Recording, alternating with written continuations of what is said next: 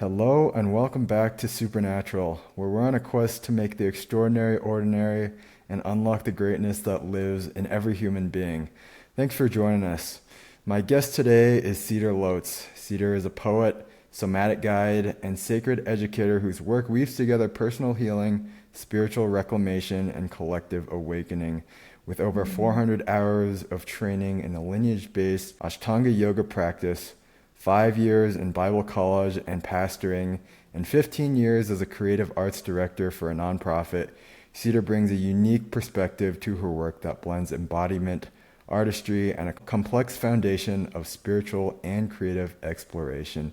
Cedar, welcome. Thanks for Oh being my here. gosh. Amazing. Thank you for having me, Chad. So Yeah, this good. is exciting. So, you have quite the story, quite the background. Let's start there. Can Mhm. you just walk us through some of your journey and what you've experienced over the years?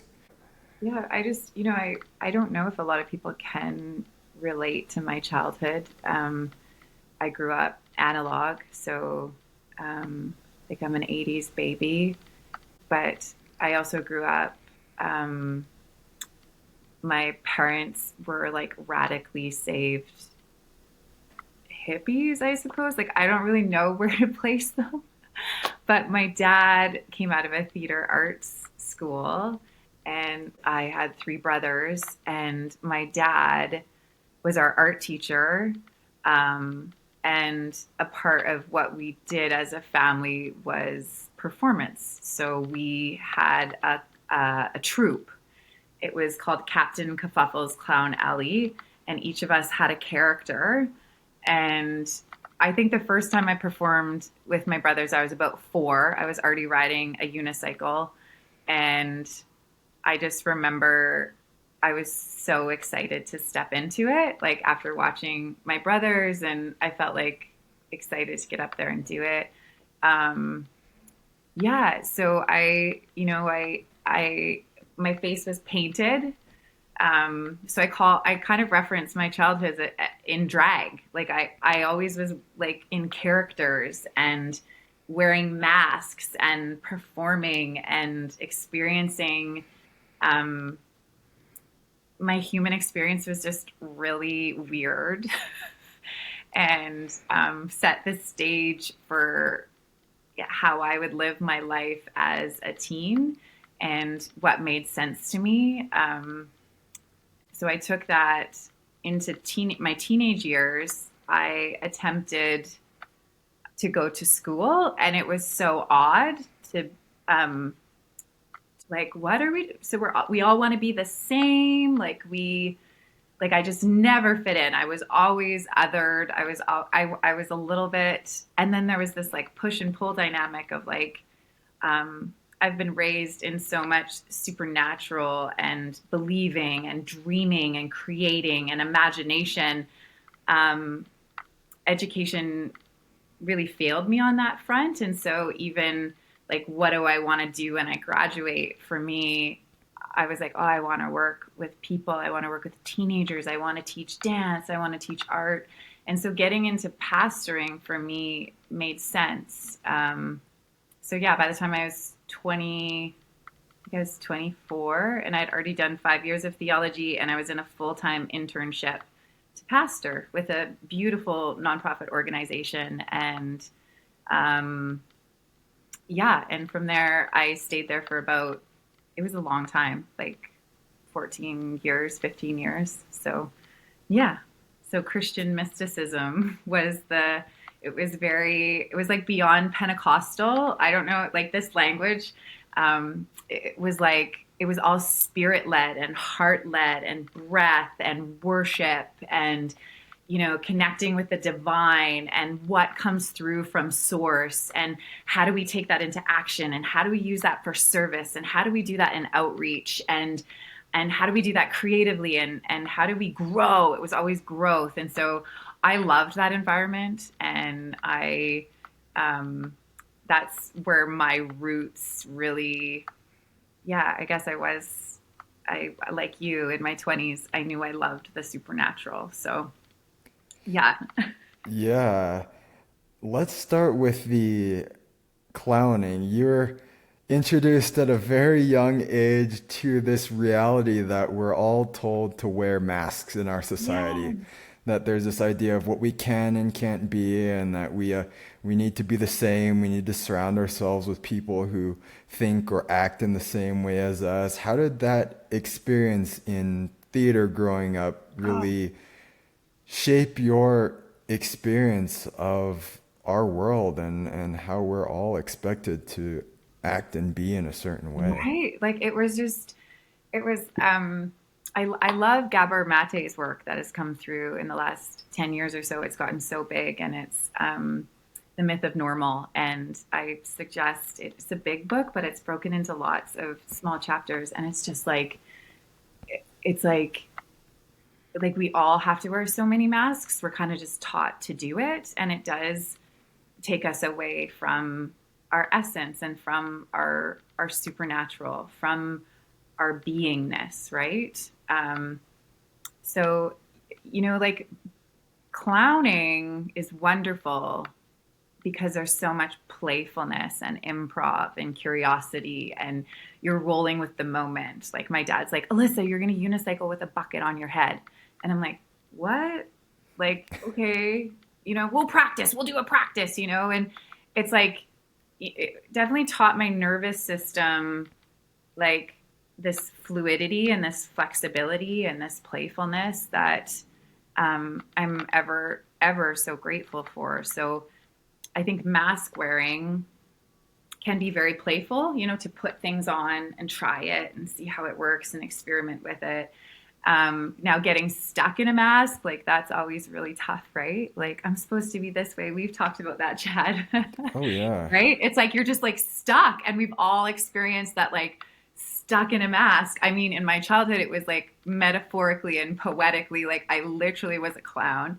Um, but, it was like I always had this like intuitive desire impulse to create myself. Like I knew that you could do that at any point. That was just a knowing deep inside me at a very young age, which is supernatural, right? Like that's really what we're experiencing. Yeah, and then from there you go into pastoral studies, theology, and it sounds like you were raised in a very, as you said, Pentecostal environment. It was very spirit led, very free, letting things come through. And I also grew up in a religious tradition, but mine was more orthodox, more Mm-hmm. traditional. I went to Catholic high school, Oh my gosh. which felt very rigid, very dogmatic. Mm. And this is not like to bash on religion because I think religion is a beautiful path. It's, Yeah. some of the best people I know are people that I've met in faith-based communities. But at the same time, I think in many forms, religion can be constraining. It can be restrictive. It's very rule-based. It can get us locked into this Yeah. dogma of black, white, right, wrong, good, bad, Yeah. this very tribalistic mentality that really constricts us from experiencing the truth and the freedom of who we are. It Yeah. can be a mask in a lot of ways. Yeah. So, what was your experience with this, and how did Mm. you find ways to kind of move beyond the dogma and the theology into an inner experience of your Mm. spiritual nature? Yeah, I definitely was caught up in it, and identified with a lot of what you're saying. Like you don't really know you are until you're not, which is such a funny part of supernatural and transformation. Like you're shedding, right? Like I thought, it's like it all makes sense. Like for me, I was really taught to love Jesus, like as a little girl, um, and it was like loving myself was second. And as I went through all this education and I kept like centering Jesus, I um, I noticed I had this pattern of like centering a male, and then at one point in my leadership, I had to start a new organization, um, and someone I was working with, he was a male, and and the pattern came up, right? And it was like, I'll just help. Like it was like I kind of need permission from him. Like he kind of, and it was like some of that voice coming through.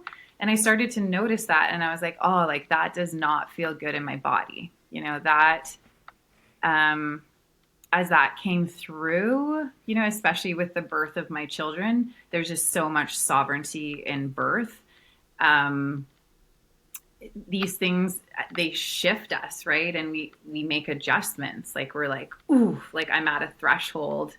What's the adjustment? And getting intuitive about what that adjustment is going to be. So for me, I just was all of a sudden like, okay, like Jesus is awesome. I love spending time with him. I've had so many supernatural things happen. I have this wonderful relationship with him. And then it was like a big letdown. I was like, what if he's not a him? What if God's female? Like this is like mid 20s, like what if it's just source is just like energy? Like what if, and it was just like, then you expand out of gender and you expand and anything you're outsourcing, you sort of start asking bigger questions, and this is a part of what we do, right? And then I just felt it bigger than that. Like I started making moves when I had a knowing, like when I didn't want permission, like I didn't want to do the rules. And the more and more I did that, the more and more I sort of was like, this doesn't work for me. This doesn't work for this. Oh, the feedback from those around me is, as a woman, I'm not allowed to do this. So I was kind of like, fuck it. I gotta do me, because at that point, my embodiment process, my sovereignty was like,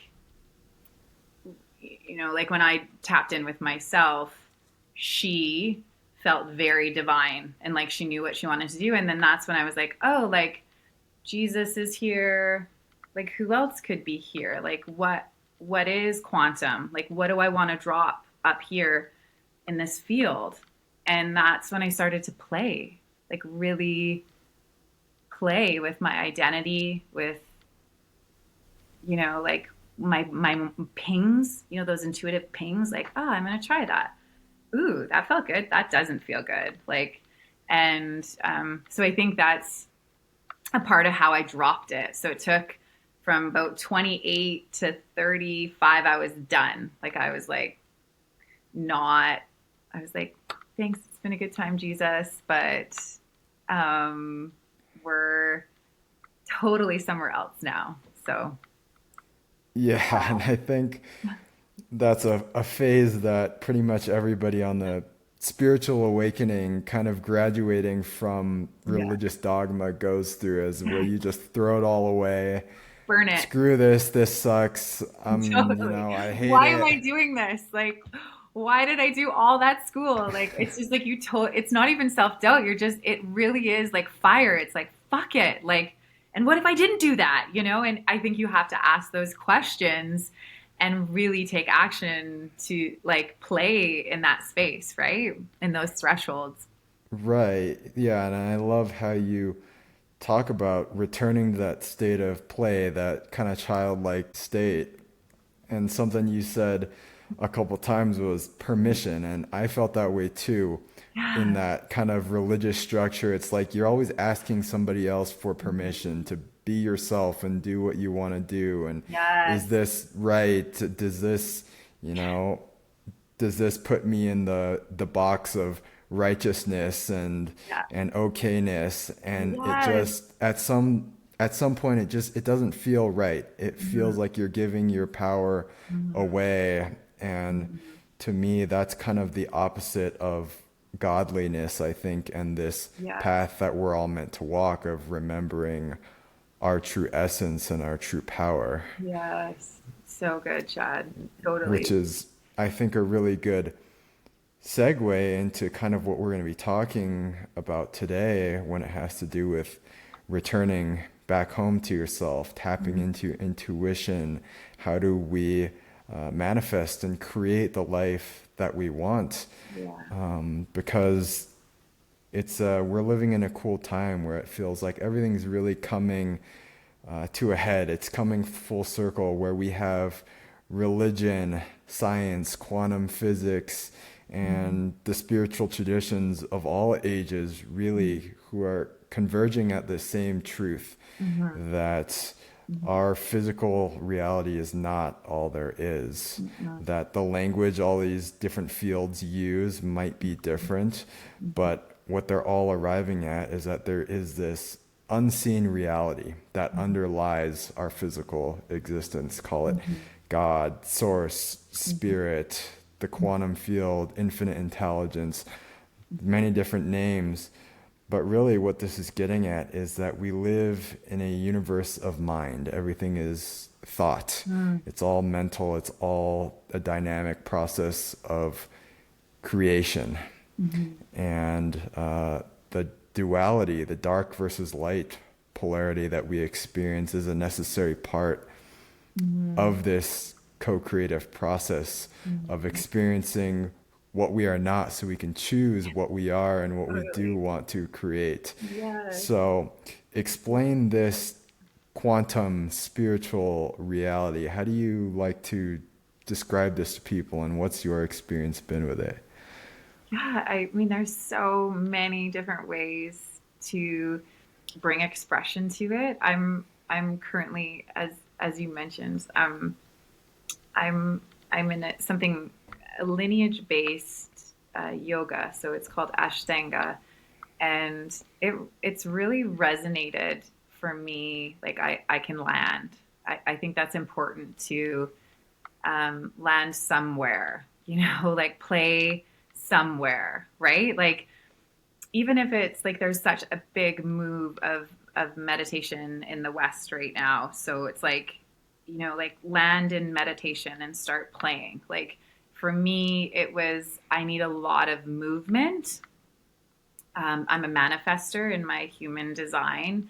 So there's a lot of energy coming through me all the time, all the time. You felt it, and then in other design profiles, they have different energy imprints. And what I loved about Ashtanga, and I'd love to say, like, I found Ashtanga.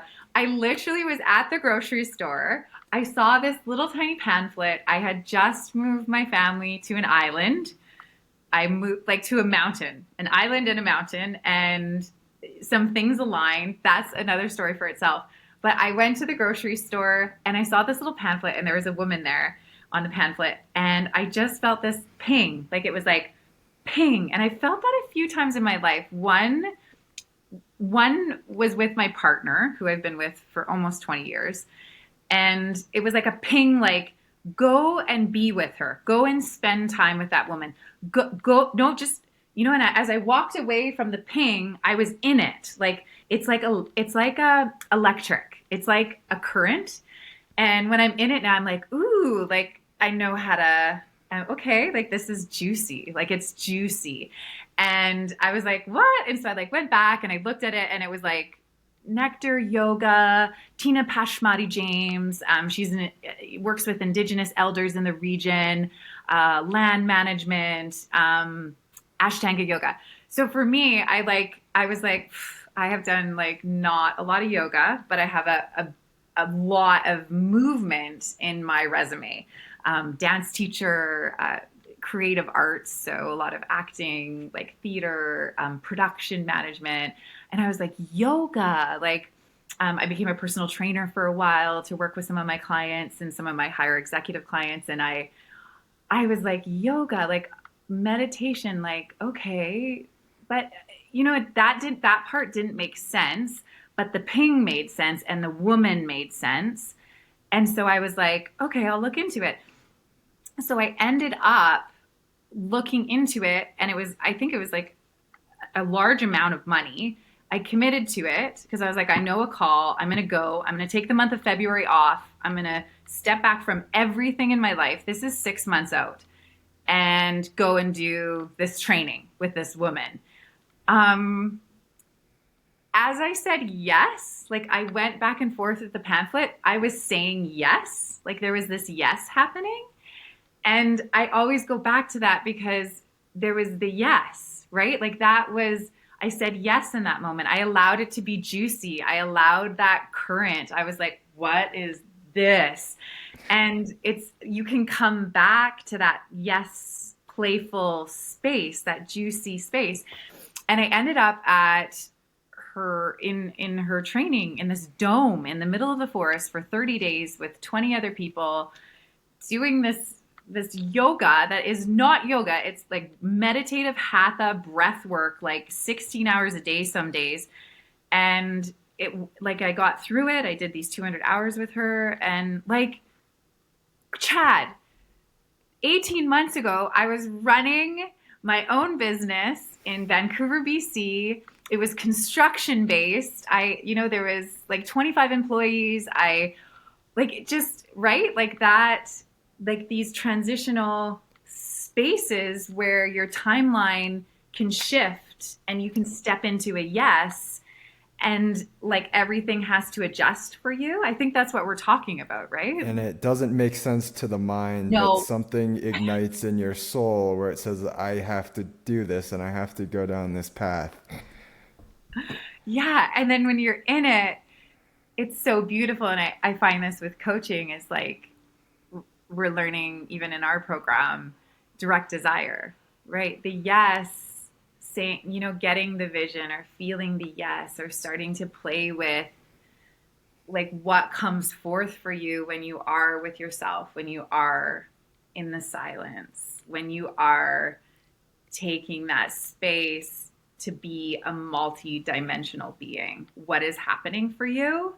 And how do we tune into that? And how do we tune into other things around us and follow what's happening? When I saw that little pan flip, when I met you, like that we did our worth work together, like, and now we're here, and like this is life. These are the moments we pay attention to, and they're very Hmm. small at first, right? And we can almost play with them and allow them to pulse, right? Like, ooh, like what is happening when I'm looking at this pamphlet? Whew, okay, and then just drop it. Just forget about it. Come back to it tomorrow when you're getting your groceries. Like, have you had moments like that in your life, Chad, where you're like, like, that's nothing. And then you come back and you're like, oh, that's something, right? Like, Yeah, like, oh, it makes sense now. I get it. yeah. Or maybe I was like, I was too stubborn to listen the first time, but now I see Yes. that I should have listened. But, even if I miss that off ramp, the universe is Yes. going to bring me another one. And Yeah. the intelligence of life is going to Yes. orchestrate things in a way that we can't fail to Hmm. find those yeses and to be on the path that we're Yeah. meant to be on. Yeah. And playing, I think feeling excited, knowing the goodness in your body, like it is a higher frequency, that you learn to like to manifest from those states. When that's happening, ooh, pay attention. Like, go back there. And we do a lot of that. Like, um, when's the last time that you, right? And Hmm. then when did you follow that current? What does that feel like in your body? Some of the work we do, activations, like I love working with women.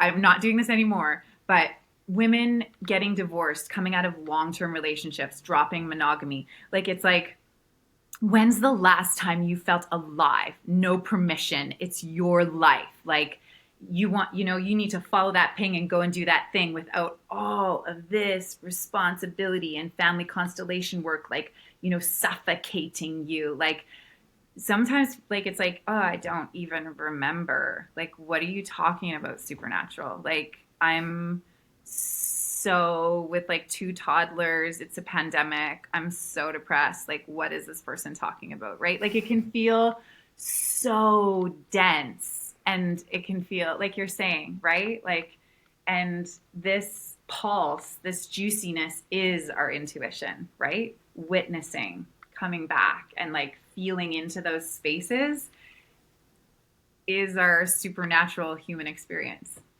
for sure. Yes. Yeah. Wow, I love the path that you took there. When you first started answering the question, I was like, what direction is she going with this? But you you really pulled it back around in a Yeah. very experiential way. And Yeah. what I love about that is this is something everybody can relate to, whether you're religious or not, spiritual Mhm. or not, wherever you are in Mhm. life, everybody's had these moments where Mhm. their path kind of changed or when they Mhm. got that inner yes. And Mhm. everyone can relate to that experience. And I think what you're saying really is that's our doorway to Mhm. the divine. That is our direct connection. And Mhm. that's when we know we've made that connection to something bigger, some bigger force or intelligence Yeah. or love. And we all get Yeah. it in various different ways, but nevertheless, So true. it's a human experience. Mhm. And I think Mhm. this is a great transition into really what we would consider intuition or receiving that higher Mhm. guidance, connecting to that greater part of ourselves. Yeah. Because I think all that we're really after in life is remembering who we are, Mhm. returning home and Mhm. experiencing the love and the connection and the oneness that comes when we remember who we are as this limitless, unbounded spiritual being that is connected to all that is. Mhm. And this is our intuition. You could call them Mhm. the clairvoyant or the psychic senses. You could call them Yeah. spiritual gifts. I'm personally not a fan of the word gifts because it makes it Yeah. sound like it's given to some and not to Yeah. others. But I think we're both on the same page that no, no, this is available Yeah. to everybody. We Yeah. are all supernatural. Yeah. But because of the way that we live and we've been raised, Mhm. we were Mhm. never taught how to really develop these parts of ourselves. A lot of our Mhm. spiritual higher senses and the clairvoyant senses, they're dormant in most human beings that we think Mhm. we're limited to Mhm. the five senses of the physical world. So, Mhm. how do you Mhm. advise people to get in touch with that part of themselves, the part that knows all, is connected to all, that part that we Yeah. would call intuitive? So What do you tell beautiful. people? It's interesting. Like, I'm just like soaking up what you just said. That was so beautiful. Thank you. Um, yeah, it's essence work, right? So, um, there's this like, there's this moment. I felt it when I was a young girl, so I was lucky to have a space to feel this. But there would be someone singing or on their guitar, and I think um, we feel it with music the quickest. Probably, I think it carries.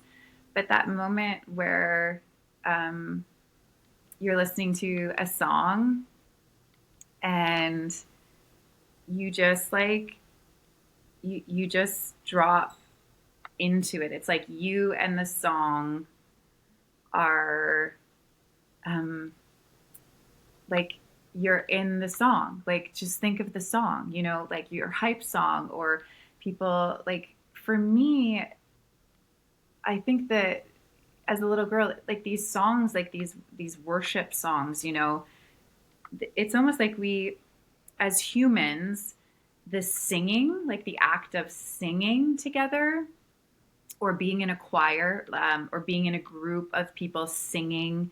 And then I've experienced it again and again, and then after you sing, um, there's like this silence. And in that moment, people have their hands closed, or some people are just like sitting, or, like there's this like unknown, like what's happening next. You can kind of feel like sacred or holy or essence. You can kind of feel it drop down and meet you. Like it kind of, you can set up spaces so that there's this like ugh, and it gets you like it gets you right in the heart, and it makes you very tender. It just opens you up. And so like for me, that process of just beginning to open yourself up, open your heart up. There's lots of different rituals, or I understand we're talking about something so big, but to have access to that as a child and to know I don't have to do anything for that. Like I thought it was Jesus at the time, but it's just being human. Like when you take some time to like sing to a song you love, and then you put on a slow song after singing. This is just a great thing anyone can do. Put on a song you love. I'm going into action, Chad. Put on a song you love, I like, and love it. then and then put on a song that gets you in the heart. Like, I don't know, like it's different for everyone. I love someone right now, AHI. I'll put out playlists. I have so many playlists, but when you get into the slow song, you notice your heart just opens, and then like practice staying there for a second, and that's why we say sit down, like make a quiet space, like put on the music, light a candle. So we're creating this space for this moment where you feel your connection to something bigger than your thoughts, than your projections, than your illusions. Like it's like you're falling back into yourself, and that's attached to source, and it's like you're making space for that, and then your awareness to that increases. Like anyone can do this work, anyone, and the more often you're in that space, you realize it really is about like doing nothing, like that doobie, like you're receiving that sacred, what is this? And at first it's like, what is this? It just opens my heart. It makes me so tender. It's like, it's here, right? Like, what is it? And I used to call that, this or this, but it's like, would you agree, Chad? Like any human can do that and start asking those questions and realize, oh my gosh, maybe there's something else, right? Oh yeah. In that I space. love how you describe that. Yeah. But yeah, it really is in the silence. It's Mm-hmm. in the gaps between our thoughts. We're Mm-hmm. not able to actually think our way there through any belief system because the thing we're trying to connect to is bigger than the mind. It doesn't exist in a linear way in Mm-hmm. space and time the Mm-hmm. way that we think of it. Mm-hmm. I think so. You really need to let the mind drop out of the way. Mm-hmm. And in that silence, in that space, Yeah. you'll experience it. Yeah. And that's really the goal of all of these different spiritual modalities and practices like Yeah. meditation and yoga, movement, breath work, all of it. It's like, can I get past who I think I am to Mm-hmm. experience my own bigness and greatness? Mm-hmm. And what you brought up that I Mm-hmm. really, really like is that you don't have to do anything for it. I think when I was younger, I used to think that I could experience this at church because I showed up and I was making God happy. Yeah. And so God would reward me with something good, something I wanted, or this experience. But if Yeah. I was on my own, I couldn't have that because I Yeah. was doing something wrong. And it's like, no, we don't need to do anything to earn it. This is who we are. This is our true nature. It's our birthright. And we just get in our own way with our own stories and Mm-hmm. thoughts. And so, Mm-hmm. another common question I think I hear when it comes to this and tapping into your intuition or your higher guidance is, how do I know if it's my intuition or if it's my own fear-based thoughts? Mm-hmm. And I always say, you'll feel it in the body. It's an Mm-hmm. expansion versus contraction. Mm-hmm. True intuition will kind of whisper. It won't Yeah. order you to do anything or Yeah. force you. Is there anything else that you would say when it comes to this, differentiating true intuition versus Yeah. fear and programming? Yeah. Um I mean, like, there's this beautiful, there's this beautiful saying, um, never taking action to take action. Like, it's like everything comes from non-action, from flow. Mhm. You start to feel when you're pushing, like it's the same pattern. You can kind of, feel, um, you can feel in your body the alignment. Like, um, I think pushed, I've pushed past my tenderness, and I've learned like, um, intuition is in the softness and in your tenderness and in your vulnerability. That's where you're going to find the most supernatural, like the most communication is, um, that's that. Yeah. Is that landing, Chad? Like the staying soft. Like, it's like, how do you know you're playing in the field, and it's like it's fun. Like when you're like getting really stressed out and rigid, and you're experiencing self doubt, and all these things are coming forward. Yes, that's resistance. Like resistance. I know the shape of that. I know the feeling of that in my body, but I can trace back to my yes, to the energy of my yes, because I've played there. Mhm. I've It's a taken it. little bit deeper than the Yeah, surface level noise almost. yeah. It's like when you start playing with, aligned action, and um, it shifts you, it grows you. Like you start to understand, like, oh, well, when I did that, I didn't know what my values were, right? I didn't have clarity on that yet. So now we've got values and we've got intention, and now we're moving in integrity. Well, I didn't know you had to move in integrity. I just was doing what the Bible said. Like those things come from within and make you more and more supernatural, because you're waiting, like in a, you're playing while you're waiting. Like there's, yeah, I don't know if that's coming out No, properly. that's a great point though about how we've lost touch with our own integrity. I think that's such a common thing because we're so worried about what other people are telling us to do Right. or what society wants So us to good. do or what our religion wants us to do. You know, Yeah, this is good, this is bad. You should get this job, but not that job. totally. And we lose touch with the inner guidance of what our soul really wants. Yeah.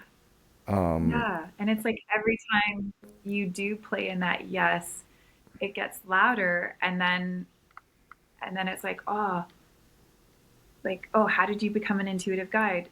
Well, you do keep saying yes, and some things I've said yes to, it's been a full body yes, has been um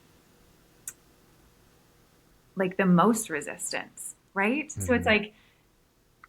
like the yes usually comes first for me in my embodiment, in my Yes, practice. Yeah, that's a great point. I've yeah, experienced it too. It's like you'll have a knowing that this is true, this is right. yeah. I should start moving there. And then as Mhm. soon as you get that intuition, it's like all the fear in your brain starts to kick in and tell you, no, no, no, that's not safe. Don't go there. Totally. But really, that's your resistance, and Oh, it feels crunchy, but underneath all of that, there's still a yes. mm-hmm. There's still something And that pulling yes you. becomes like that peace. Like it's like that peace that surpasses all of the resistance you're going through. And that peace I find is very supernatural. You can really play with that peace, like losing your peace. What is your peace? Being a peaceful being, playing with your peace, and like that is a beautiful practice for us. Is, oh my gosh, I'm out of peace, I'm in chaos, I'm freaking out, I'm in my thoughts, I'm having an anxiety, I'm having a panic attack. Like when you get up there, it's like, oh, sweet, we're up there. Okay. And then like coming back down, grounding, centering, and then noticing that space, it's like allowing yourself to be human in that, and um like being able to look at it and relate to it and understand what's going on makes you quite supernatural. Like, yeah. Yeah, and you can kind of sense that. Like I can sense that in you, that your life is just kind of being guided by some greater force. And I think when you tap into that, life does just move with a little bit more ease and grace. It Mhm. doesn't feel like you're forcing everything. Mhm. Of course, we're human beings and it's going to be Mhm. messy. We're going to make mistakes. It's not always going to make sense to our mind, but it just feels like exactly what you said, like this peace Mhm. that kind of permeates Mhm. through, and it just pulls you in the right direction. It pulls you to the Mhm. right people and the right situations. Mhm. And it's like, I may not understand where I'm going, but I know I'm exactly where I need to be. And that's Mhm. the peace that I think Mhm. we're all after, is to Mhm. know that it's good. Mhm. Like I'm to on really my know journey. that, like to really know that is life. Like, and then it starts to sound really philosophical and really mystic, because, and then it's like, oh, why are you writing all this poetry? Because like that's actually what being alive is about. Like Right. knowing that you knowing that in your being, that you're held, like, and that held is a friendliness.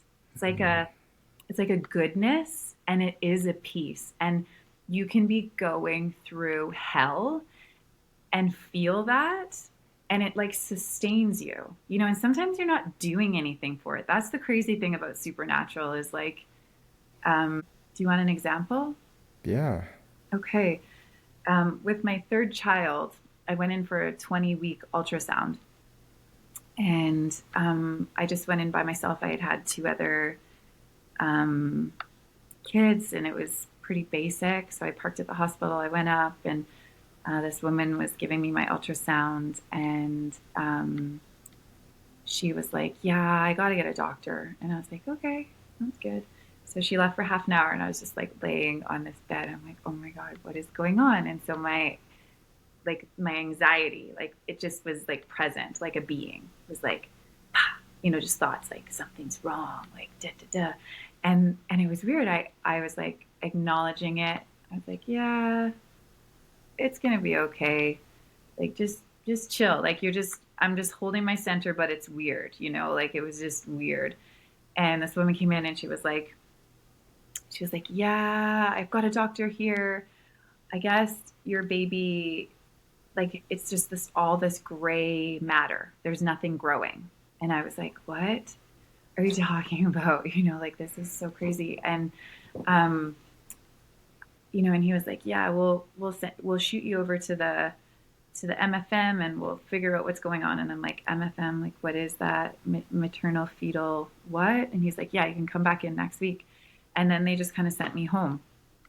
And I was like, um, I was so shook, I was so in shock, and um, I didn't know what was going to happen. There was so much uncertainty, so much unknown. I mean, I'm growing. I am the life force for this being inside of me, and I kept checking in with him and being like, "Yo, you okay?" And he'd be like, "Yeah, I'm good." I'm like, "Okay," like like just like chatting, and he was just such good vibes, and I was like, "Okay." And when we went back, the next meeting, they sat me down, and they wanted to plan, uh, just like basically, do you want a D&D date, like an abortion date, or do you want to go through with this pregnancy? And I didn't. No one even prepped me for this meeting. And leading up to the meeting, this peace descended in my life, that everything was going to be okay, that my baby was. I don't know where it came from, Chad. It was like I didn't pray for it. I wasn't in my alone time for it. I wasn't like lighting candles. I wasn't chanting at that point. I was just like doing my life, and this peace would come over me. Like I'd just be in my car, like a song would come on, and I'd just get so tender, and I'd start to cry, and I'd just be like, "Whoa, it's going to be okay. Like I just knew it was going to be okay to say yes to this baby. And that happened to me leading up to this appointment so many times. And it was so supernatural, you know. And I look back now and I sat in that meeting and they said, "What are you going to do, lady?" You know, and here's your counselor, here's the doctor. What room do you want to go in? And I just sat there and I knew just to say yes to this child, and that choice came from sovereignty, and that it was going to be okay. And and it was like this gratitude for this whole experience. Like I was like, yeah, we're gonna move forward with it. And they were like, well, how do you know? You know, and you don't, you know, and it was like, oh, I know. Like, and between, you know, it was like I knew to say yes, and that yes was resonant. And even though this ultrasound was weird and this wasn't working out, like I was in that yes the whole time, and I actually had to protect the yes. And that peace would visit me. I don't know how to describe it beyond tenderness and knowing it's going to be okay and that it's a gift when it hits you. And you're just like, I don't even deserve this. Like there's almost, it just gets you right in your worth guts. You're like, what is this higher force visiting me, telling me it's going to be okay, when you really need that, you know, to hold you, to like really, and yeah, and that's like, that was my third pregnancy. And yeah, my little guy is almost 7 now, and it's been quite a Mm, supernatural journey with him, watching him take form, and watching that promise, that peace, to just stay in that frequency as much as I can with him. It almost becomes like a river, right? And this is it, is like once you feel that river, you want to stay in that, you want to flow with that. You can kind of feel when you're out of the river and when you're back in, and you can play with it. And there's all these songs about that, but that's really what we're talking about, like, is this stream. There's so many different names, but um, peace, you know, the supernatural stream of peace.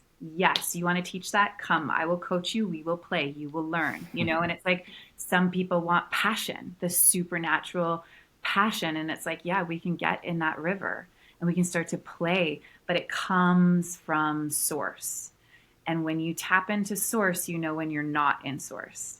And mm, when you're playing in those streams, there's going to be resistance. And it comes to like, it comes to kill you. And it centers you back in something supernatural. And that is what's happening, is you're growing in that intuition, in that peace, in that passion, or whatever really you have inquired of the universe for. You know, whatever your spin around the sun is about, that's the deeper knowing that you're tapping into. mm. Wow, Mm-hmm. that's Yeah. powerful. Yeah, you really are. You're growing in being able to hold the remembrance and the experience of who you Mm-hmm. really are. Yes. And Yeah. that's the initiation that Mm-hmm. life is bringing all of us, no matter where we are on our personal journey. It's Yeah. we're going to have the challenges and the resistance that pushes us to our edges, but at the same time, it's when we need that strength the most, just like in your case. Yeah. It comes through without you really having to ask for it. Mm-hmm. There's nothing we need to do. We don't need to earn Mm-hmm. it or pray harder. Mm-hmm. It's there. It's all built into the game Yeah. that we'll have what we need, and Mm-hmm. all of this for our own evolution and Mm. remembrance. Yeah. So Yeah. beautifully said, Yeah. Cedar. I wanted to get into manifestation, which is something that I think has been alive for both of us Mm-hmm. and the program we're doing. And at the end of the day, we are these Yeah. physical beings. We came to this playground here on earth to play around, have fun, experiment, see what we can create. And I'm of the belief that we are these little microscopic creators who are made in the image of the grand creator, that we're these little So fragments good. these little fragments of God, the divine, with the power Yes. to generate our own experience. And that's Hmm. our free will, that's our sovereignty and our Hmm. power. And Hmm. like we said earlier, it's a universe of mind. All Yeah. is mind, says Yeah. the Hermetic teachings. And so we create through our coherent thoughts, our intentions, our emotions, and ultimately these things come together to inform our actions. So it's kind of Hmm. the same formula no matter where you look. If you look to religion, we call it prayer.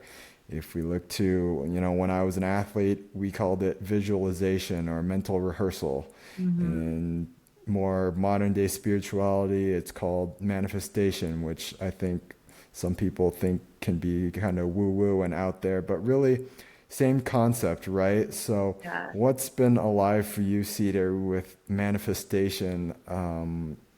What are how are you learning to tap into this field of Mm. infinite possibility to create the reality that you want to see? Wow. What a question, Chad. Holy smokes. Um, yeah, I mean, manifestation is so tender and dear to my heart. Again, I work in human design, and my design is actually called Manifester. So, it's been really amazing working in our program, in the Alyssa Nobriga program. I think getting into the manifestation sequence was fabulous. It's such a great container. She's so light about it. Um, Personally, like, I think where I'm starting to nerd out is like that quantum piece, the mirroring, the matrix, like what what is being mirrored back to me, right? Like, what am I seeing and what am I paying attention to?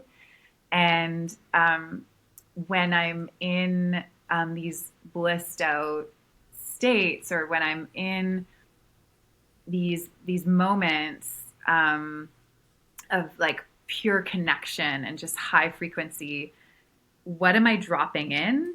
Um, and like, how am I seeing that reflected back to me? So I have found that yeah, I'm loving playing with that right now. So um, can I give an example? Like yesterday? Oh, please, Okay. please. So yesterday I'm at the beach with my son, and there's snakes everywhere. And I'm like, oh my gosh, snakes, transformation, beautiful. Okay. Like, I didn't even know there were snakes at a beach.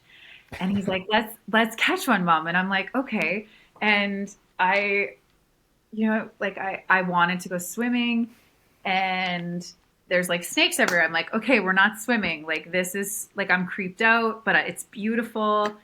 And we start trying to catch a snake, but I'm not really catching it. Like, I'm trying to, like, I want the snake to know that I'm going to pick it up, and I just want to find a snake that's like okay with that. And so I'm kind of just playing in the field with that, and then poof, a snake pokes up, and I'm like, that's the one. And he just starts slithering towards the sand, and I'm like, Ace, this is our snake, like, let's go. And so we follow this snake, and he's kind of scared, but he wants to play with us. And so I pick him up slowly, and I'm like, oh, this is amazing. And he hides, but he's really friendly. And I give him to my son, and I'm like, here's your snake. Like, this is so cool. And this snake like wraps himself around his wrist. I've never even seen a gardener snake do that before, Chad. Like, I'm just like, what? And then Ace was like, he doesn't want to go anywhere. And I was like, that's amazing. Like, okay. And then we go and sit down, and he's just like sitting with this snake. And I do these beautiful reels on my Instagram, and I just take a video of this snake like wrapped around my son. And then I have this like full circle manifestation moment where he's come through a lot of medical milestones in the last couple years, and it's just been really good lately. It's just been like really easeful, and I'm at a different place. And like I shared before with my birth story, there's trauma, and it can be shocking, and you're relating from a wound, or you're coming out of that, or you're shifting, or you're getting into the quantum and saying, I'm not doing that anymore. I'm going to be this way. I'm going to be peaceful or easeful. And so we start manifesting, and he has this like wrist, this snake wrapped around his wrist, and he's just sitting there. And I like drop in and I'm like, oh my God, snakes represent transformation and healing. Like the snake wrapped around, and I'm like, oh my gosh. And I just look at him and I'm like, oh, this is like the quantum manifestation of like the universe. Like, and I'm like making all this meaning, and this is what I do as a mystic. But I just dropped it for a second and I just tried to stay in the moment with him. And I was like, my son has a snake wrapped around his wrist. He's alive. We're at the beach. And it's like wobbly. It was like such a pure manifestation of my heart's desire for him since the moment he was in my womb. And I thought, okay, okay. Right? It's not like these things are mirroring back to us our heart's desire, and like we have to pay attention. And then like immediately I was like, I need to build a land altar. And so I had collected berries on the way down to the beach, and cedar and flowers and all these beautiful plants, and I didn't know what it was for, but I was like, oh, let's build an altar and let's be grateful before we leave. And so we built this altar together, and the snake slithered away, and I was like, well, I feel alive. Like, I was like, what just happened? Right? Like, it's like, I don't know if that lands in regards to like like manifestation. It's like, sometimes it's big like that, and sometimes you're kind of hacking away at it. You're like, I want healing for my son. I want him to cut, and then poof, he's on a beach and there's like this snake wrapped around him. And I'm like, weird. Like, it's a reflection though. It's a mirror. It's a matrix. Yes. And Yeah, exactly. it's taking me to a higher timeline where I'm like, okay, this is another moment in this journey of manifestation, and I'm paying attention, right? Like we build on our faith. Like we build on that last yes, right? And so that work becomes very beautiful as a human, to be in those moments as long as we can, and with as much gratitude and devotion as possible, and to revisit them. Oh, I need to revisit that moment on the beach, like when something else is happening. And I think they're almost like a gift, like, so we can come back to them. Yeah. Yeah, So that's you kind of you where I'm, nailed it. yeah. Pay, like you said, pay Mhm. attention, and I think Mhm. that's so big for people because these signs and Yes. symbols are all around us. Yeah. The universe, it speaks in so many different Mhm. ways, and if Mhm. we just pay attention, it's everywhere. Life is very symbolic. It's in Mhm. the animals, it's in the Mhm. numerology, the numbers Mhm. that we see, it's in those Mhm. little synchronistic Ugh. moments. And it's like Mhm. the snake wrapped around the staff, that's the medical symbol. It's the caduceus, No. healing transformation, and it's very mystical in origin. So Yeah. I'm not surprised that you and your son manifested that symbol. Like, how cool is that? Yeah. And And I, it's like you don't want to place too much like meaning and attachment on the manifestations, but this is the work, right? Is like we get up into these like high frequency states, and like you drop things in. You're like, oh, I'm going to drop in, I want my own business. I'm going to drop in, um, just absolute expansion and healing for everyone in my family, including my youngest son. And I'm going to drop in a wraparound deck. Like, I don't know what it is that you want, right? Like, and it's like all of a sudden you're like on your wraparound deck, and you're like, oh, so I'm on the deck, right? Like it almost like takes you, but you like the dropping it in and then paying attention, like pick something neutral, like something in that doesn't have too much charge, and see if it comes forward. Like it is pretty playful. yeah, a very Mhm. important point about making it neutral, or at Mhm. least to start. Yeah. something you're not attached to. I think that's the big problem people have is Yeah. they pick something like their business or their income, something that they feel really attached to or dependent on, and then it doesn't work, and then we get disappointed and frustrated and we say my prayers weren't answered. But as you've talked about this entire episode, Yeah. this is an inside out universe. So what we are experiencing, especially the resistance on the inside, is going to show up on the outside in our Mhm. external world to make us conscious and make us aware, to give us feedback Mhm. of what we're not seeing. So if we have all these attachments to money or Mhm. relationships, if Mhm. we're manifesting from that place of need and desperation and Yeah. lack, it's not going to show up in the same way. So make it playful. And I think that's what you're so good at is you just have fun with it. You're not attached. It shows Mhm. up how it shows up. And Yeah.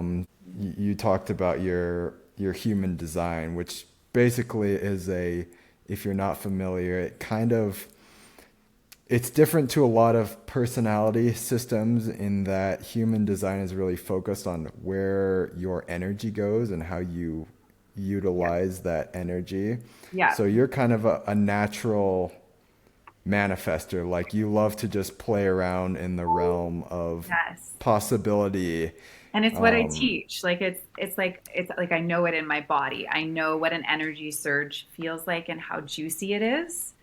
And everyone can start to pay attention to that, but other profile types it does come through less frequently and less like a surge or an urge, and there's less rest like that. Yeah, so keep going, keep going. Yeah, I'm a generator, so You're a we're a little bit generator. different. I'm more of the worker bee who finds fulfillment in aligned work and creativity and Yes. bringing those ideas into the world. So it's like we're coming from a little bit different of a place, Mm-hmm. in that it's the Mm-hmm. manifesting is more natural for you, whereas I find myself getting more attached or getting Mm-hmm. frustrated when I'm working hard and it's not showing up. Mm-hmm. So it's just Mm-hmm. an interesting dynamic, I think, to observe So the tell me what, variations in all yeah, tell me what individuals. it's like for you as a generator. Like when you're in, let's say, let's go from stillness. When you're in your stillness and you're feeling resourced and, with, what do you call it, Chad? Higher power, or you're just in meditation and you're just like, you're just listening to your breath and all of a sudden you just drop into a flow and it feels so good in your body. You feel like you could stay there forever. Like, why do you even have to come back, right? Like,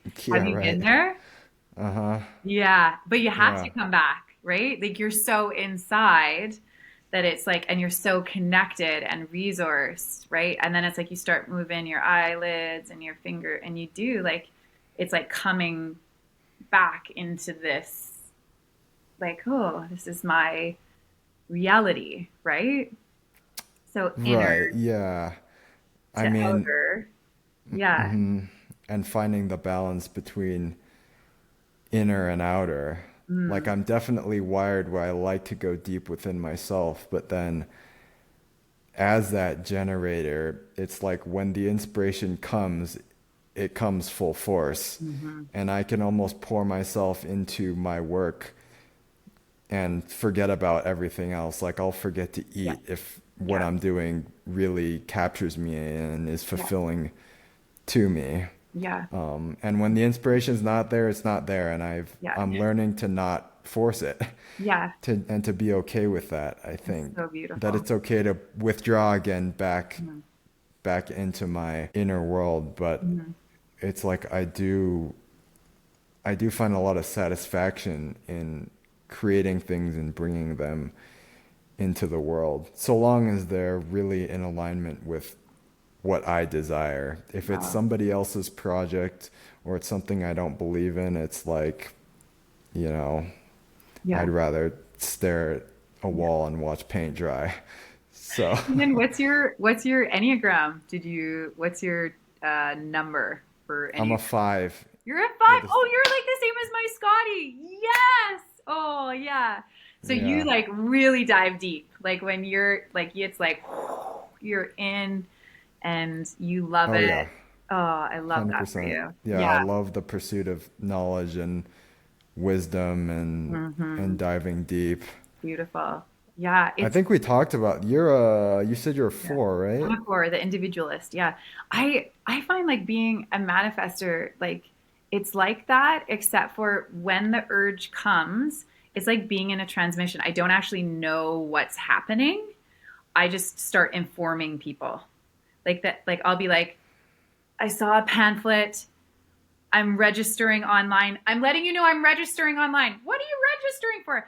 I don't know. Ashtanga? Okay, bam, the money shows up. I'm like paying for it. Yeah, I had an old client, and a payment came through 10 grand. And I was like, I'm going to use this money to pay for this thing I just signed up for. Great, informing, just paid. Like, and then, it can feel like you don't know what you're doing and you can really get caught in that. Like you can, it gets caught right here in the center.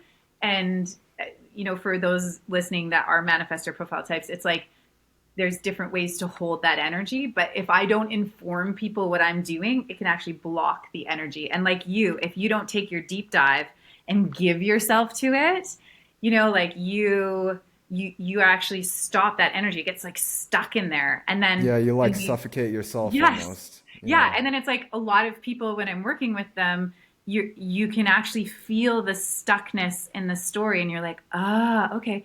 So let's just resource that. Like let's breathe, resource that space, see what comes through. And you're doing a lot of like clearing, you want to clear old energy, you want to get into the now, so it's a lot of like fresh clean energy when it comes to intuition, right? And then like Right. stepping into expansive spaces where like although you feel, oh my gosh, if I inform them, they're gonna think I'm crazy. Like I used to stay there. And then I was like, you get to like get into your fire. If you just keep doing that, you're gonna feel rage. So then you have to like, fuck it, let's do it. And then, so I took a lot of action in my 20s in fire and it just caused so much chaos. And so now the action for me is softer, it's more tender, it's more intuitive, it's more divine feminine and sovereign. But let me tell you, I I would get to rage, right? And then I would be like, action. And it would be like this manifestation would happen. I'd be like, oh shit, like that was crazy. So it's like a lot of trial and error with our profile types and learning, where you're suppressing energy, what it feels like to do it differently next time and continuing in that river because, knowing yourself is such a beautiful force, right? In the supernatural. Right. Yeah. Yeah, it really is so interesting to see all these different profile types in Hmm. not only in like human design, but when we're going through Enneagram in our program, or Yeah. I'm also a big fan of gene keys, which is kind of Yes. goes in tandem with human design. Tell me But about that. just, Tell me about gene keys. yeah, are you familiar with the system? I don't think so. No. Okay, so it kind of piggybacks off of human design, but to me, it's much more tangible and Mm. practical. It combines So just in the five of same you. way. Yeah, right? I go all in. So it is kind of a mathematical mapping that combines like Nice. the I Ching and Nice. astrology and the chakra system, but it maps it out and it gives you your profile in a way that's broken down Mm. into specific areas like work and purpose and Ooh, financial prosperity, nice. relationships, Mm. in this really pretty neat map. And there's 64 gene keys. And really, the message behind the gene keys is that within your greatest challenge Mm-hmm. lies your greatest strength and your gift to Mm. the world. So you're meant to kind of progress and evolve from the shadow side of the keys into your gifts. And the highest is what he Nice. calls the city. So that's really moving through your inner stuff Yes. and transmuting the dark into light, and to realize that your greatest hangups are holding the key to your life's purpose and what it really means to thrive in relationship, in your work, in your career. Mhm. So it's a Beautiful. very clean system to me. If you like human design, you're gonna love Gene Keys, Nice. Nice. especially if you love diving deep. But yeah, all of these modalities to me is just so interesting to realize that there are so many experiences that people are having, and Hmm. people really don't see things the way that we see things. Yeah. So, So as true. much as we may try to convince others of our point of view, they're having a completely different experience of life. And that's really the beauty of it, is the diversity experience that we can have on this planet, in Oh, it's so true. this physical world. So, I love that. I love that you even said, because I find human design is like my limit. It's there's so many different gates and there's so many different profiles, and you can lead from an emotional authority or you can lead from like throat. And I loved that when you said that you're so five, Chad. You were like, there's 64 different, and it's like that is so many, but it's beautiful because I can tell just the way that they categorize it and keep it, because human design is like it's so about gates and like this, and you're it's I think I like that I can be such an intuitive in it, and it can speak to mhm. people in a way where even within your design there's so much to learn about yourself. But that's so great that you've got this whole other thing going. So good. Yeah, Yeah. totally. Okay, now kind of the last thing I wanted to touch upon before we start to wrap up here is the relationship between spirituality and money. You Mm. have quite a lot of experience. You said earlier that you were running your own company, you worked with Yeah. nonprofits, you obviously have your own coaching business Yeah. now. And I think one of the biggest hangups for all of us in doing something like starting a business is deprogramming this idea Mm. that money is bad, that money corrupts, that you can't Mm. be a good spiritual person and have money. I think this is Mm. really, really dangerous and unfortunate Mm. programming that's come through so Mm. many different traditions and Mm. generations. So, Mm. talk to me a little bit about the relationship between money and spirituality as you Mm. see it, and what it is to experience true abundance and prosperity Mm. in your Okay. life. Yeah, I believe money is energy. So it's a resource Yeah, energy. So yeah. whenever we're talking about money, we're talking about energy. So that for me is like non-negotiable. Like um, so money usually is attached to worth, self-worth, worth work, self-love, your relationship to all the different parts of you. So I find when people pick money as a goal, like I'm going 100,000. We're our philanthropic phil, philanthropic enterprise is going to raise 100 million in 10 years, or like whatever it is. Um, we make it about the money, but it again it is energy, and so it's our ability to receive plays a huge part um, in that process. Would you not agree? I So would agree that yeah, it's not really a money problem, it's a receiving problem. you said it before: inner world, outer And world. we're all- So like our bank account reflects, our.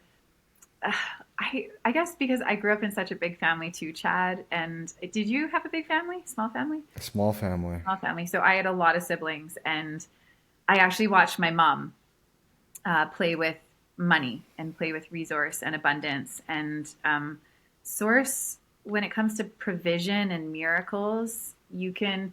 I think my family lived in a lot of miracles and provision miracles, and so I learned when you have need to ask and receive very young. Like if there's no groceries, um, people will give to you if you ask.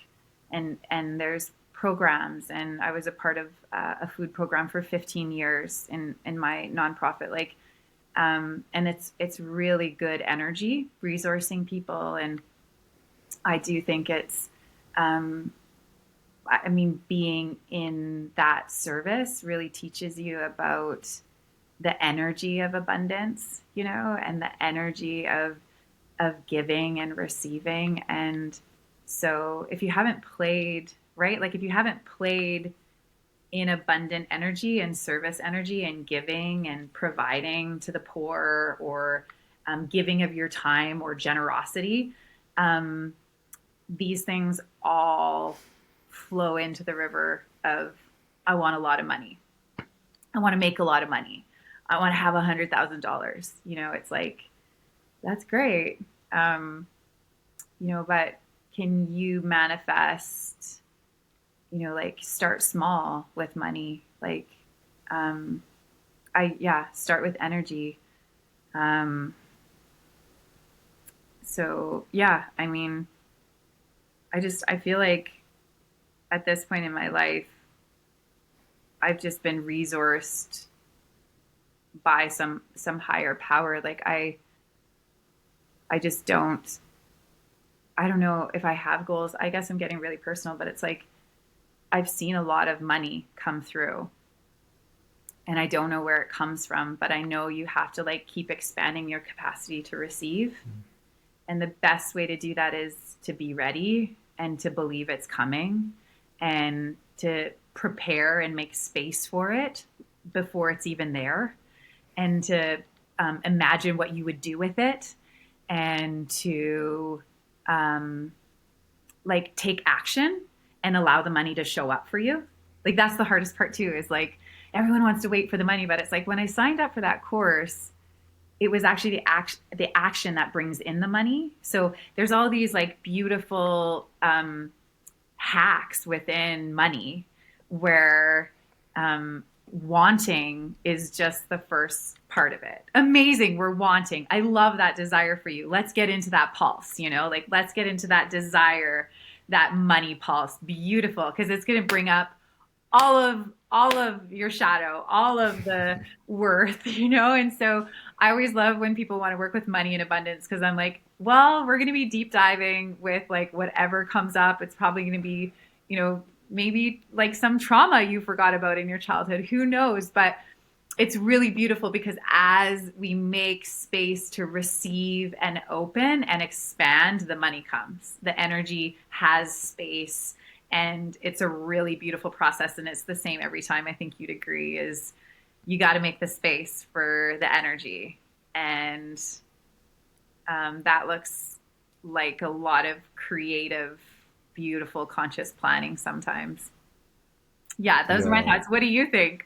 that's a great message. No, I agree Yeah, with everything you said, and I thought that yeah. was super well put. And just to understand too that money's sort of the physical reflection of a spiritual energy, Mm-hmm. and so there's not a finite amount of it, Mm, which is, I so think, good. as you touched Yeah. upon, we have so much childhood programming around Mm-hmm. money, and it goes so deep. Oh, it's And I know that one of the big beliefs that I had to work through, and then I'm probably still working through on a lot of levels, is that if I have a lot, I'm somehow taking away from other people.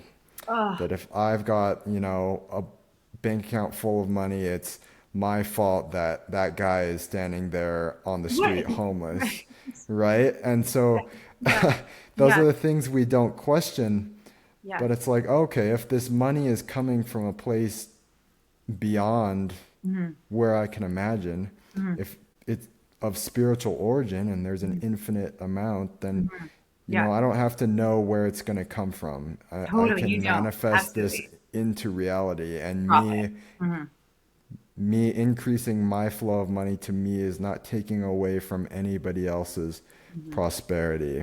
That's their journey. And so we're Mm-hmm. not responsible to Mm-hmm. save people or Mm-hmm. to blame ourselves for the problems in the world. So yeah, I think that was really well put, and just Yeah. And how Chad, when you. you say that too, like your relationship with the supernatural is personal. So there's all like there's big ticket items with supernatural: peace, money, passion, joy, like there's all these there's so many more, but it's like your relationship with money is so personal to you and source.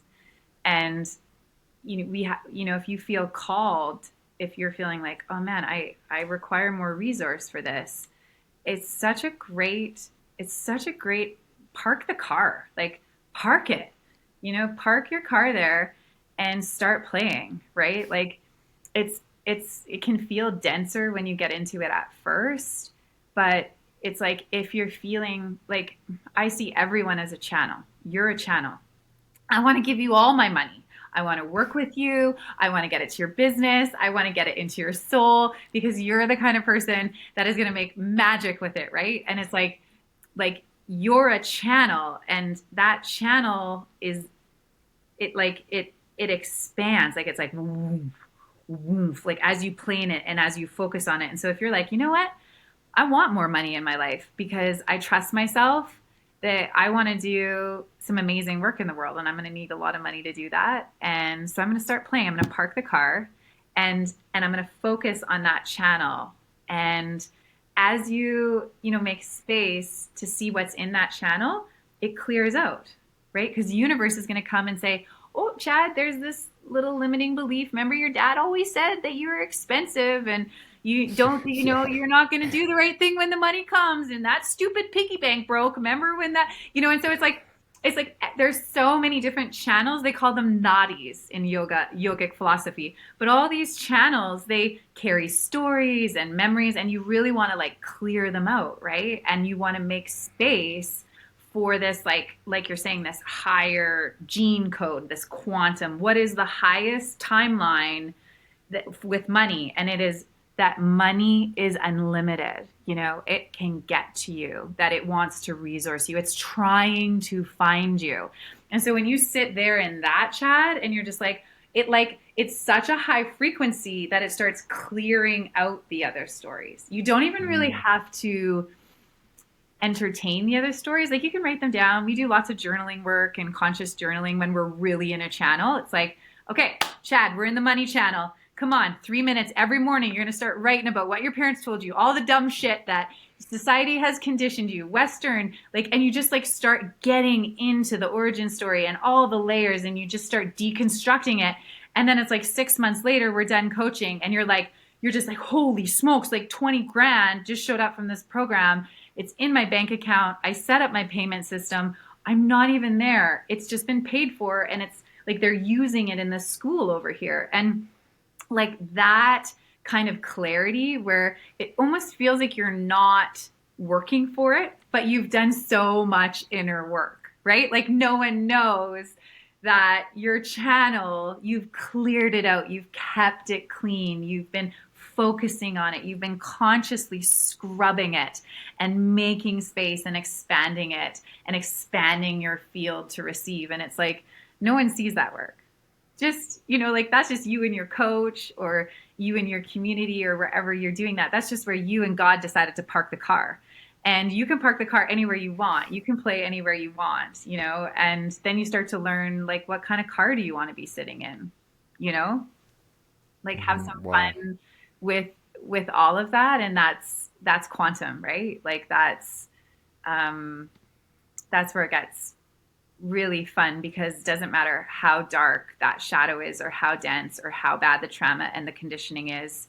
I guarantee source is bigger, and that we can melt all of that back into love and wholeness, and it can come back clean. And so these things feel really big at first, overwhelming, and then the work really is getting through that resistance so that your channel is like, in 15 years, Chad's just like the $1 million. I don't know what you're doing. Oh my gosh, but you're a 5. So like it'll be very specific. That's for sure. Yeah. Yeah, I love that visual. And what you said too about how the light and the clarity just kind of melts away the stories. I think Yes. people Yeah. who do a lot of deep work like you and me, it's easy to Hmm. get stuck Oh, in uprooting the old stories and digging deep, and you kind of mhm. almost get addicted to, Yeah, it you sucks know, you in. diving into the old stuff because it feels like you're fixing something about Yeah, or yourself like and it, healing, or like, yeah. yeah, And and it's even like, that's a no, no, trap. just focus on what you want, make it light, and let Yeah. that melt away because life's going to show you where the resistance is. It's going to mirror back what you need to work on in The real resistance time. is coming. I guarantee you. It's like it's a part of it, right? So just Right, yeah, it's like it is on its way, and we can just like know that it's coming, and that's its job. It is the force. There are two forces at work. There's like the dream and there's the resistance. And one doesn't work without the other. So we have to find our center. We have to find that center channel. We call it the Shishumanada, and we practice breathing up and down and coming back to our breath, even though this feels really big over here, like it's going to kill you, and this feels like a total dream, just a full orgasm, and we don't cling to the orgasm, and we also don't resist the trauma. Like, we have to find this beautiful space in between where we do our work, right? right. Yeah. Yeah, the resistance and the vision and living in the middle, that's duality. That's the nature Yeah. of our universe. That's the light and the dark, the Yeah. yin and the yang. Yeah. And It's what it's you like find sometimes in you're like way every. over here. Sometimes like you're way too far into the juicy, and it's like, but it's all just like being human, and um yeah, and being human is being supernatural. That is, you are a multi-dimensional being. You are wired for this. It's what we know. And it's um especially in like the AI, like I'm now raising kids with AI, and it's like the number one gift I can give them is like this. You're a supernatural, multidimensional being, and there's so much fun to be had in finding your center and taking action from that place and playing with something so much bigger than you, right? Right. And that is the greatest gift that really we can give anybody Mm. is to see them in their wholeness and Oh, yeah. help them to give themselves permission to step into that wholeness, right? Yes, so good. So, yeah, before we ask you the final two questions, I wanted to give you an opportunity just to share with people where they can find you and learn more about what you do. Yeah. Well, you can find me on Nuklelekwam, so in the Salish Sea, off the coast of Vancouver. I'm on Bowen Island. I live on a cidery. And yeah, to find me for coaching, you can find me on Instagram at cedar.loates. And that's also my email, cedarloates@gmail.com. And I keep it pretty simple that way. So I take 3 clients a year, and I do that intuitively. And we do a gathering once a year, and so clients will come back, and we'll all get together. And I do 6-month coaching containers. Um, and there's so many other things that I'm into right now. Coaching is beautiful. Um, I sometimes say they should call it teaching. Like, coaching is teaching, it's pastoring, it's all these beautiful, it's like a big hat. It's a big hat, coaching. But being an intuitive guide, what I've loved about coaching is we go from here to here and we measure. And I think that that's what's wonderful and different than therapy. And I do have a background in counseling, so um, yeah, it's like there's a bit of a application process. Like, there has to be, we have to resonate. Like, what do you want, and get to know you. And usually we jump on a call together, and we talk for 45 minutes, and I really get to understand you, and what's happening in your world and what you're longing for, where your desires are at, where you're stuck, and that's probably my favorite part of taking clients is getting into their process and then building a container for that. So yeah, so that's a part of the coaching training side of what I'm doing. But there's also a business side too. So I'm teaching in schools, I'm teaching in the judicial system. So with teens at risk, I'm teaching embodiment practices, sovereignty courses, working with mums and tots. So yeah, those things are really, really big in my heart right now. And I think 2026, I'm shifting a little bit more in that direction. And so I'll be even more careful about who I'm working with. Yeah, thanks for asking. Yes, lots of new ideas, a true manifester. I know. I have to be so careful. Well, there was a time in my life all I did was one-on-one work and it consumed me and it was so beautiful and I feel like I could just fill my days with one-on-one work and I have. And I've learned so much and I'll just give all my clients that want to do one-on-one work to you, Chad. Yeah.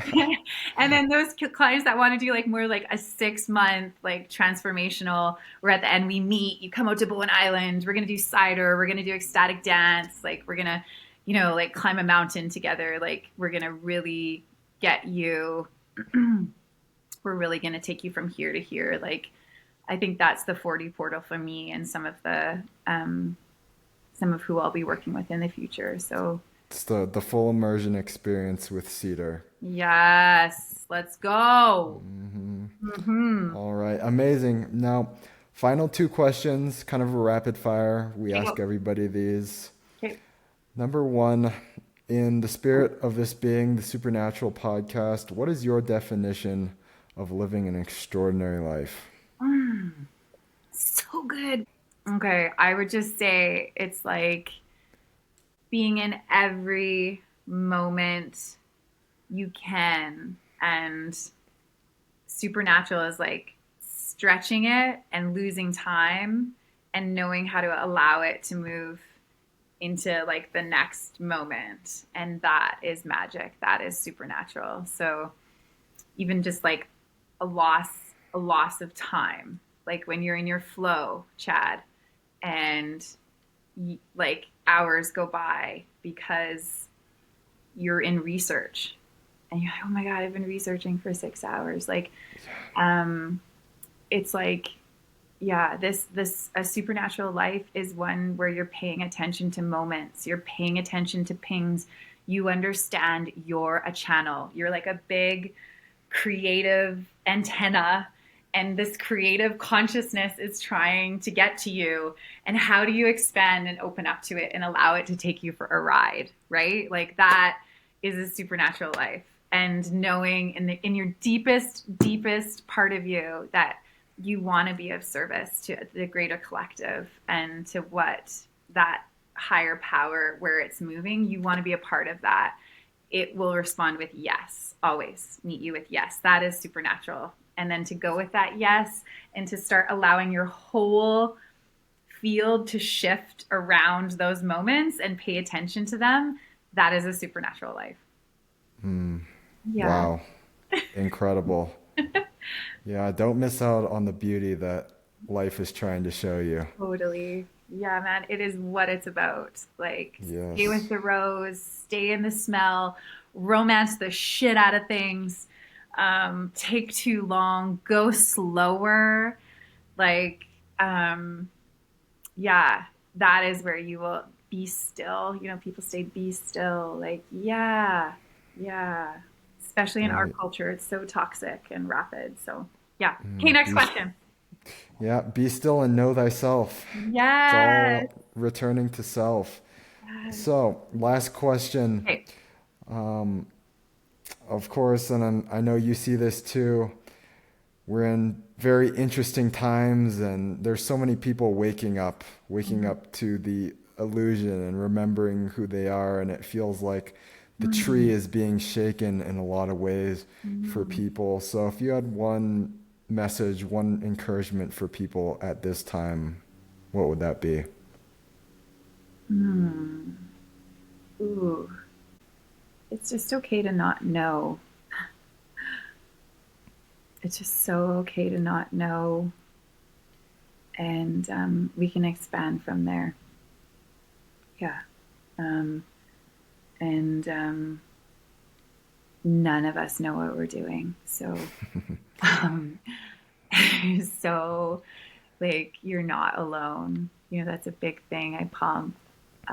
You're not alone in that, and in not knowing what you're doing, and in uncertainty and in self doubt. Like you are not alone in all of that, and and your people will come and they will meet you and they will support you because you're not supposed to do this alone. And um, yeah, and they will find you. So put your radar out for it. Put your antenna up and just start asking. Close your eyes and just say like, just little tiny pulses, little tiny prayers, little tiny desires. Just start shooting them up. Just allow them to come. And even if you don't know what you're saying, I would say, what did you say about trees, Chad? Did you say something? About trees? Oh, Kind of just how the trees are, it feels like the tree is being shaken and yeah, it's just chaos, but, yeah, you know, yeah. Well, I mean, yeah, chaos is good. Chaos is a part of it.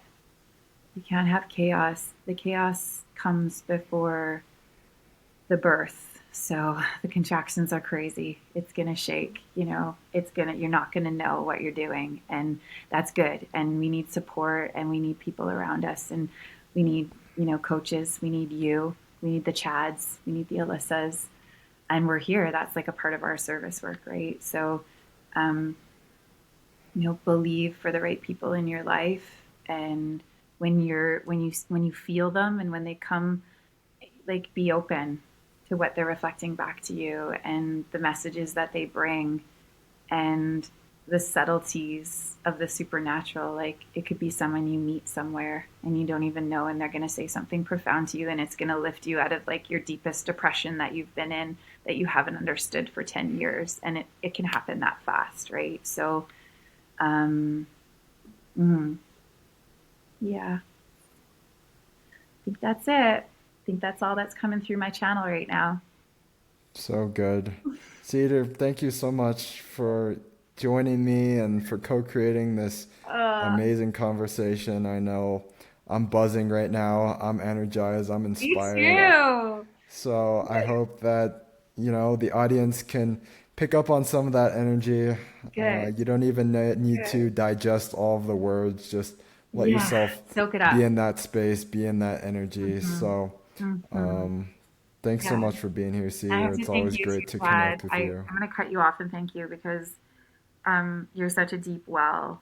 And I don't know. Um, I think it's important just to take a minute and to honor your work and what you're doing and how important it is and how profound it is and what a deep well you are and the work you've done with me. I remember it took us weeks to integrate it. It was so beautiful, right? It was, Yeah, right. yeah, it was so good. So, thank you for your investment and for calling forth the supernatural in those around you. And I hope it reflects back to you in magnificent ways over the coming days. Thank Yeah. you so much. And it's a true honor and an encouragement to be able to find people like you. And Mm, it's a real, affirmation yeah, good. to me from life Yeah, that I am on my path and yeah, that you are. I'm being brought together with people of your depth and Mhm. richness. Yeah, So it's thanks so wonderful. much. You're so welcome.